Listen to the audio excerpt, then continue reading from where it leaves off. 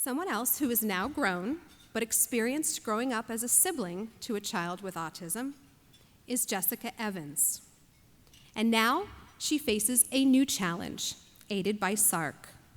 Let's welcome Jessica.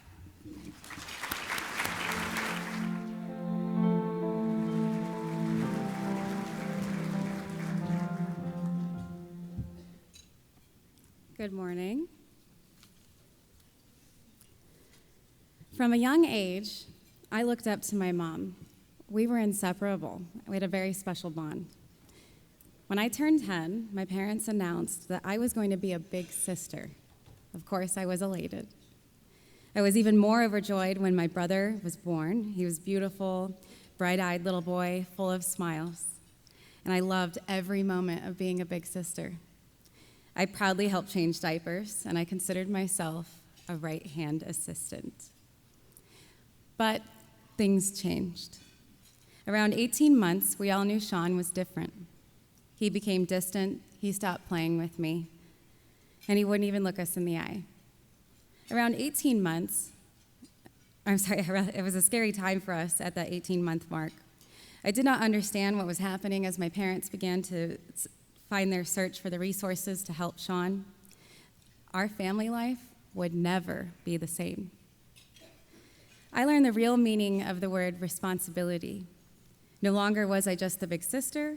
I became an additional pair of much-needed hands to help my parents manage Sean. I was a babysitter for my youngest brother while my mom and father would take Sean to his therapies.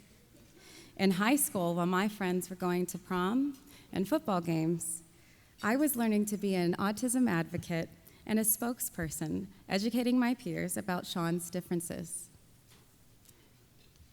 Fast forward to my 20s, the moment I found out that I was pregnant. A moment that was supposed to be treasured by a young husband and wife was filled with an overwhelming feeling of fear, sadness, and worry. I was absolutely terrified. I was worried that what would happen if I had a child with autism and if I had to struggle through the same challenges as my parents. My husband could read the look on my face and said, "No matter what, we will get through this." He reminded me of how wonderful my brother is doing in his teenage years and said that if our son was born with autism, we'd at least be ahead of the learning curve because my brother is a great example of how great he's doing now. And we know where to go, which is SARC. In early years after my first son was born, I remember feeling like I was constantly on edge, watching his behaviors and questioning everything. Between my mother and I, we were the ultimate helicopter parents, making sure that we witnessed every developmental milestone. Did he have his first words at 11 months?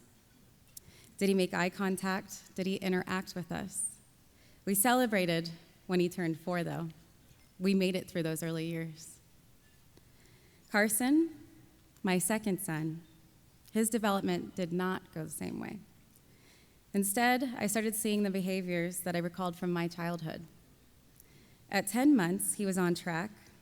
Then suddenly, he regressed. He didn't babble. He didn't make eye contact. He was agitated and rarely slept through the night. What's worse is he would throw himself down on the ground and hit his head against the tile to express his frustrations. Although he was just 11 months old, I knew these behaviors were signs of autism, and I immediately called SARC. As I walked into SARC for the first time, I had a mix of emotions. I had sadness, fear, anxiety. When I stepped into the lobby, I saw my brother's photo hanging on the wall, along with other photos of children SARC has helped over the years. My parents have supported SARC since Sean's diagnosis in 2000.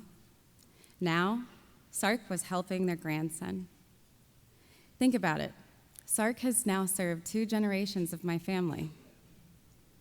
Today, Carson is involved in SARC's early intervention program, and he's a different child than he was just 1 year ago. He's a happy, smiling, talking toddler. The people who have taught me the most in my life are my mom, my dad, and my brother, who are all here with us this morning. Mom, because of you, I'm a great mom.